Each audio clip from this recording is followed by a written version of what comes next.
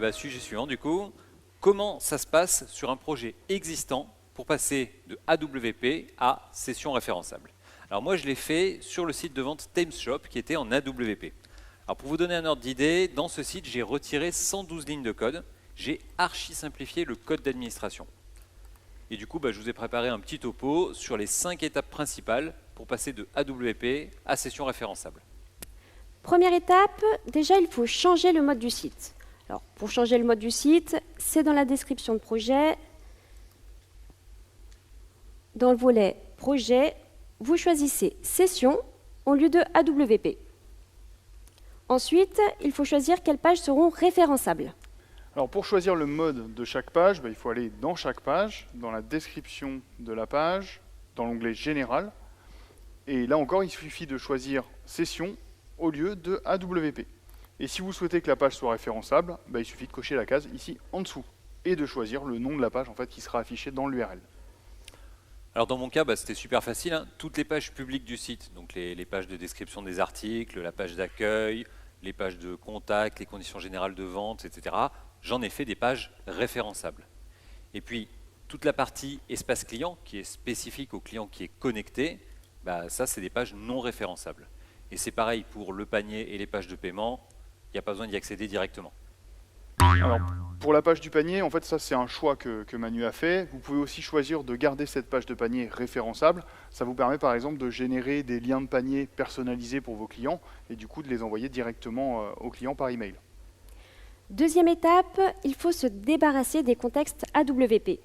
Alors, je vous rappelle, le contexte AWP que vous gérez, il est conservé sur le disque du serveur. Il permet de mémoriser les variables globales sur le serveur, donc il n'y a plus besoin de gérer ce contexte AWP. Ça fait moins de code, c'est plus clair et le site est plus rapide. Alors concrètement, pour vous, il suffit de rechercher et de supprimer les appels à deux fonctions double langage, configure contexte AWP et déclare contexte AWP. Troisième étape, il faut vérifier le chemin des images. Alors, je vous explique pourquoi. Si dans votre code, vous utilisez des chemins relatifs pour les images, étant donné que les pages AWP et les pages en mode session ne sont pas exécutées depuis le même répertoire, il faudra adapter votre code. En passant, moi j'ai un autre conseil sur les images. Dans vos champs images, pensez à vérifier que dans l'onglet Détails, voilà, ici, pensez à vérifier que le mode de compatibilité est bien sur aucun. Comme ça, votre affichage il sera plus rapide. T'es sympa, Marc, mais des Merci. images, moi j'en ai plein dans mon site. Je vais pas toutes les vérifier une par une. Ah bah non, tu vas utiliser la recherche. Ah bon? Oui, regarde. Tu fais CTRL F, tu indiques que tu recherches des éléments avec des critères. On cherche des champs de page de type image, donc plus de choix, image, voilà, qui remplissent les critères suivants, dont le plus de choix, dont le mode de compatibilité est différent de aucun. Voilà, je clique sur rechercher et bingo, j'ai la liste des résultats, j'ai la liste des images qui utilisent un mode de compatibilité. Donc tu mets les résultats dans un coin et tu n'as plus qu'à éditer les champs après. Vous la connaissiez cette recherche? C'est hyper balèze, ça fait gagner un temps inouï. Pensez-y la prochaine fois que vous vous dites tiens, j'aurais besoin de modifier tous les champs qui dans un projet. Allez, on continue avec la quatrième étape.